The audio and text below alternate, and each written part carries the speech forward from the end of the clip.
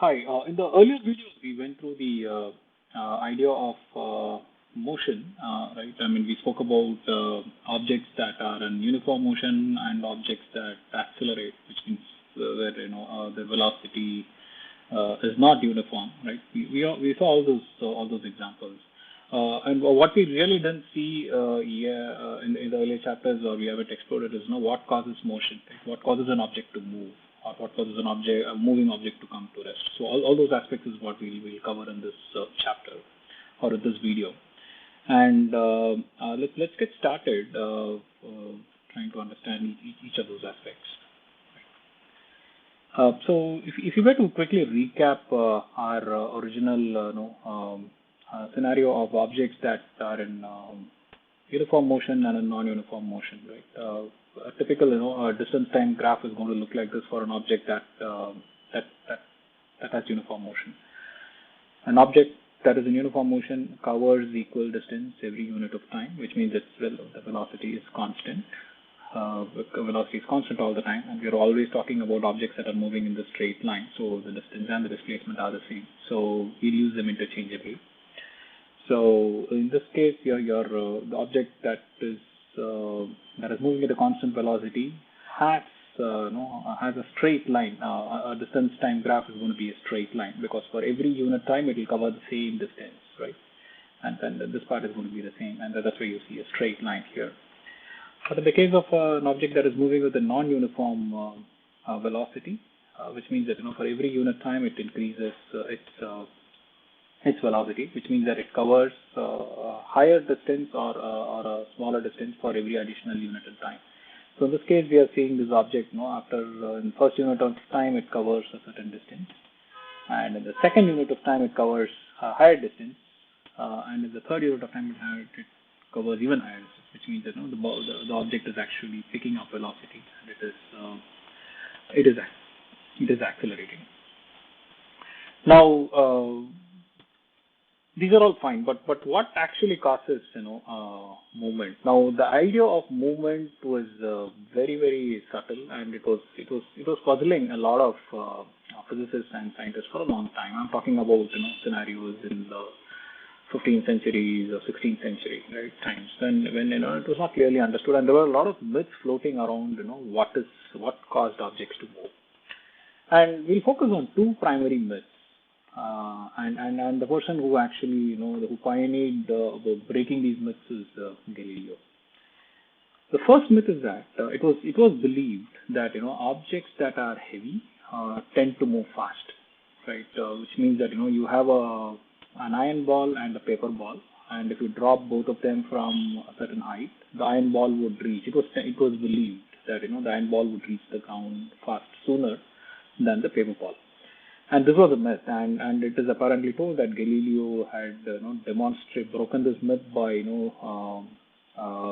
climbing up the Leaning Tower of Pisa, and that's where Galileo studied in the University of Pisa, and he apparently dropped two objects, one a heavier one and another one is probably a feather, and tried to demonstrate that both of them would indeed touch the ground at the same time. So that was one myth, that that heavier objects tend to move faster. The second myth is that rest, an object being stationed at one place or an object being stationary, is the natural state of any object. Probably we don't really see a moving tree, or we don't see a moving mountain or an eternally moving rock, right? A rock that is falling from a mountain typically comes to rest after some time. So probably all these made people believe that when something is moving, it is destined to come to rest at some point. So we all believe, most of them believed back then that an object rest is the natural state of any object, irrespective of whether it is at rest or if it is moving. Right? And this also was challenged by Galileo, and Galileo proved that Galileo started to prove that it is a myth, and it was eventually who formulated it was Sir Isaac Newton. And the way Galileo challenged the second myth is through this experiment. We will call it the marble experiment. And this experiment setup has two slabs, or two wooden slabs, smooth wooden slabs inclined at a certain angle here. So the first slab is inclined at this angle, and the second slab is inclined at this angle. Now, the experiment involves dropping a marble from a certain height on the first slab. Now, what Galileo observed was, when you drop a marble at a certain height, now the marble will start acquiring velocity because with the help of gravity, because it is falling towards the ground. It will roll down, it will hit the bottom, and it will start to go in the other direction, trying to reach the same height, right, from where it was dropped.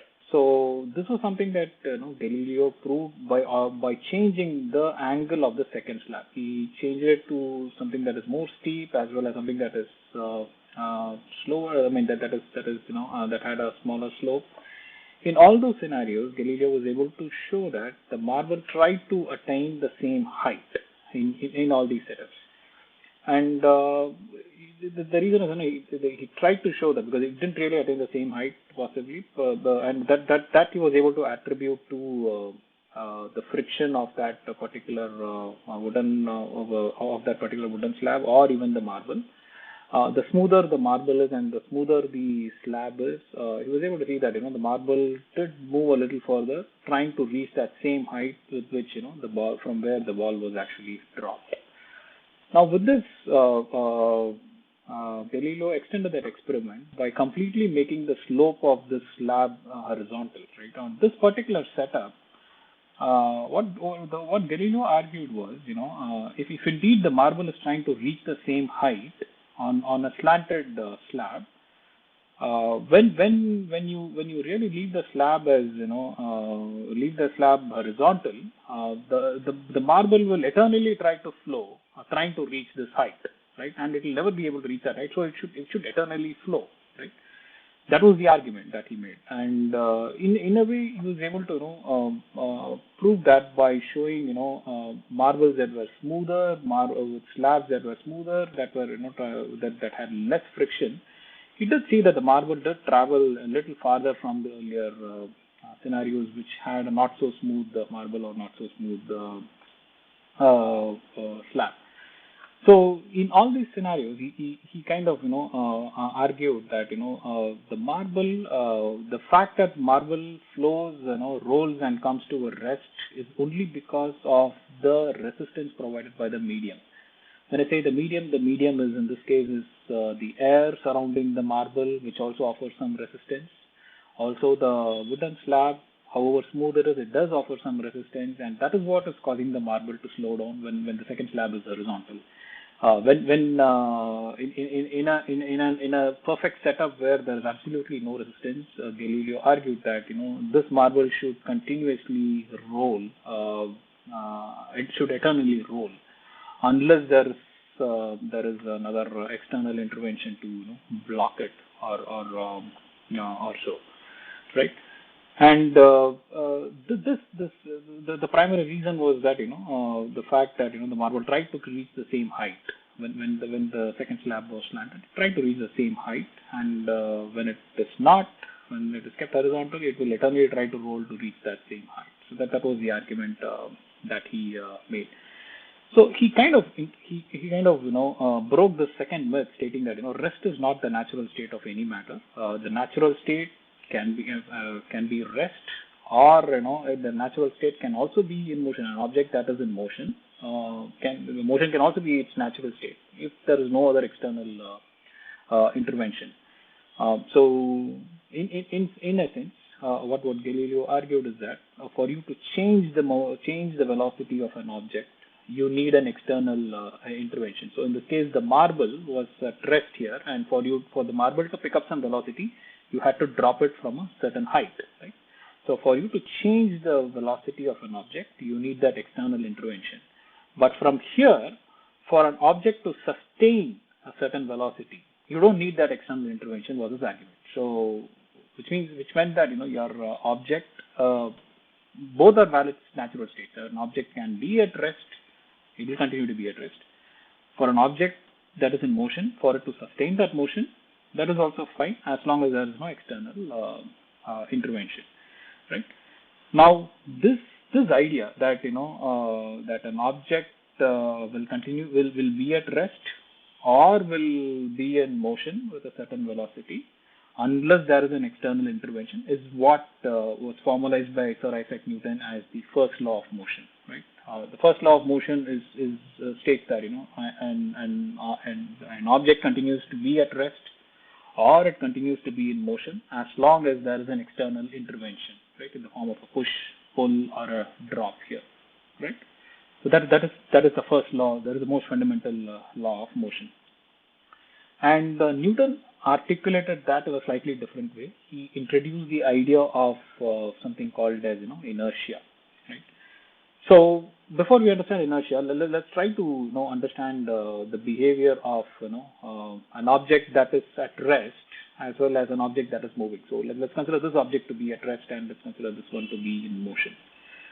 Now, Galileo argued that you need an external intervention. You need an external intervention to change the velocity of that particular object. But you really don't need that external intervention for an object to sustain its existing velocity, right?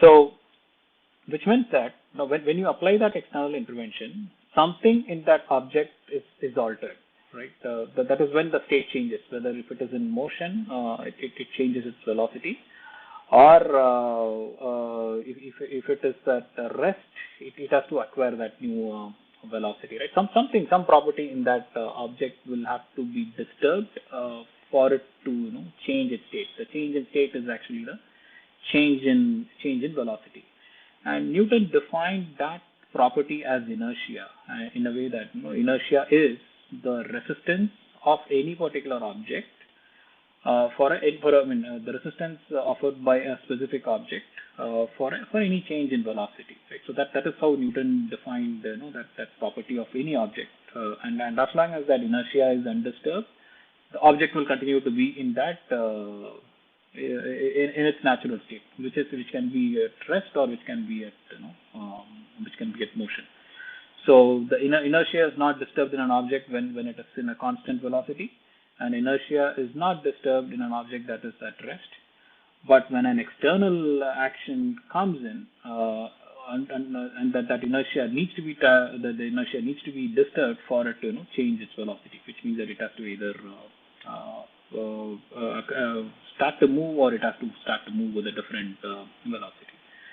So this is the first law of motion, Newton's first law of motion, which is unless and until there is an external intervention, an object continues to be in its natural state, which is either at being at rest or being in motion. And it is also called as the law of inertia because of the idea of the inertia being the resistance offered by an object to a change in motion, right? So unless that inertia is disturbed, an object will continue to be in its natural state, and if the inertia is disturbed, it will change its state by changing its velocity. One final thing before you leave. If you wish to revise the concepts that you've just learned, please look up and try out the free Revise app bot on Telegram app. Telegram is available for free on both iPhone and Android. Also, if you did like the content that you just watched, please do like, share, and subscribe this with your friends. Thank you.